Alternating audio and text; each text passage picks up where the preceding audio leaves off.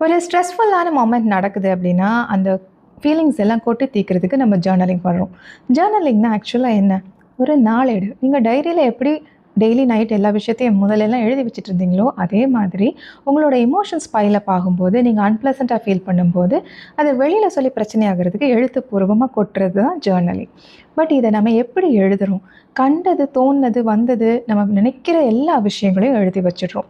ஒரு கட்டத்தில இது என்ன ஆகும்னா, நம்ம உட்காந்து பக்கம் பக்கமா எழுதியே தீர்க்கிற மாதிரி ஒரு சூழல் வரும். அண்ட் வீட்ல நம்மளோட சுப்பீரியர்ஸ், நம்மளோட அம்மா, அப்பா, தாத்தா, பாட்டி இல்ல நம்ம சிப்லிங்ஸ் இவங்கலாம் இருக்கிறாங்க அப்படிங்கும்போது என்ன ஆகுது அப்படின்னா, இத பார்த்துட்டு, "என்ன இவன் சீக்ரெட்டா ஏதோ அப்பப்போ உட்காந்து எழுதி வைக்கிறான். என்ன அப்படி எழுதுறான்?" இந்த மாதிரியான கேள்விகள் உங்கள தொலைக்கும் 1. இன்னொன்னு, உங்களுக்கே தெரியாம அந்த விஷயத்த எடுத்து படிக்கிறதுக்கான சாத்தியக்கூறுகள் இருக்கு. அண்ட் அதன் மூலியமா ஏற்கனவே இருக்கக்கூடிய உங்களோட ஸ்ட்ரெஸ்ஸு பூதாகாரமா இன்னும் அதிகமாகறதுக்கான வாய்ப்புகள் அதிகம். அதனால ஜர்னலிங் பண்ணும்போது ஒரு மைண்ட் செட் ஃபிக்ஸ் பண்ணிக்கோங்க. நீங்க எழுதுறது உங்களோட எமோஷன்ஸை வென்ட் அவுட் பண்ணுறதுக்கு தான்.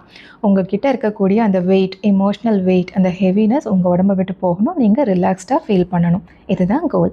அப்படி இருக்கும்போது யாரையும் பழி வாங்குற எண்ணத்தோடவோ, கோபம் வைத்து அவங்கள திட்டி தீர்க்கிறதுக்காகவோ, இல்லை கிரட்ஜஸ் ஹோல்ட் பண்ணிக்கிறதுக்காகவோ, யாரையும் குறைத்து எழுதுவதற்காகவோ கிடையவே கிடையாது. அதனால் அது ஜர்னலிங்கை நீங்கள் நினைக்க வேணாம். அதை விட உருப்படியான பலன் அளிக்கக்கூடிய நல்ல நல்ல ஜர்னலிங் மெத்தட்ஸ் இருக்குது. நம்ம அதன் வழியாக போகலாம். சரி, எப்படி எழுதணும்? சிம்பிளான 3 வரிகள் போதும். ஃபர்ஸ்ட் லைன், நான் இப்போ என்ன ஃபீல் பண்ணுறேன், என்னுடைய உணர்ச்சியை நான் லேபிள் பண்ணணும். எனக்கு ஏமாற்றமாக இருக்குது, எனக்கு கோபம் வருது, எனக்கு அழுகையாக வருது, எனக்கு வருத்தமாக இருக்குது, இவன் இந்த மாதிரி நான் எதிர்பார்த்த மாதிரி பிஹேவ் பண்ணாததுனால.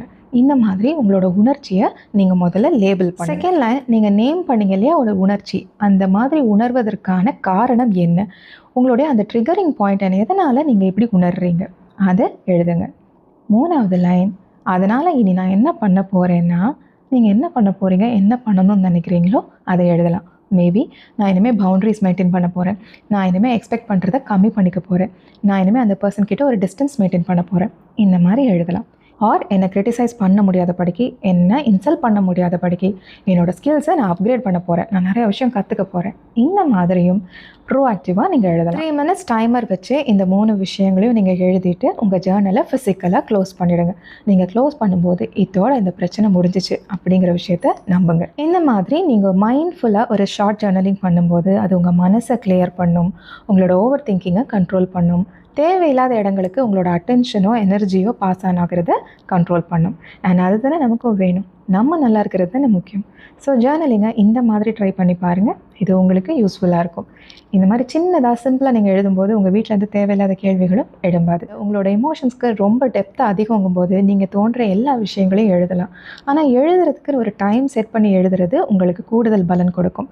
தோணும் போதெல்லாம், மனசு கஷ்டப்படும் போதெல்லாம் ஓரமாக உட்காந்து எழுதிக்கிட்டே இருக்கிறதுங்கிறது உங்களை ஒரு வகையில் ட்ரெயின் பண்ணும். பேட்டர்னிஸ்டிக்காக உங்களுக்கு ஒரு ப்ராப்ளம் நடந்துகிட்டே இருக்குது.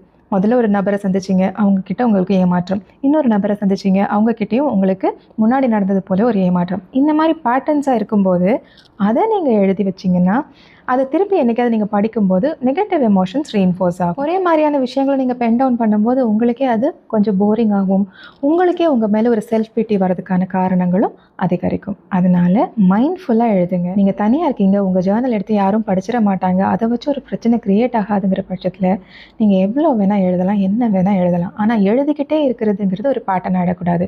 ஹியூமன் கனெக்ஷன்ஸ் கிட்ட போய் கனெக்ட் ஆகி பேசி தீர்த்துக்க வேண்டிய சில விஷயங்களை எழுத்துப்பூர்வமாகவே நான் சரி பண்ணிக்கிறேன் அப்படிங்கிற ஒரு ரீப்ளேஸ்மெண்ட்டாக ஜர்னலிங் மெத்தட் இருந்துடவும் கூடாது. ஸோ எல்லா விஷயங்களுக்கும் ஒரு லிமிட்டேஷனும் இருக்கும், ஒரு பெனிஃபிட்டும் இருக்கும்.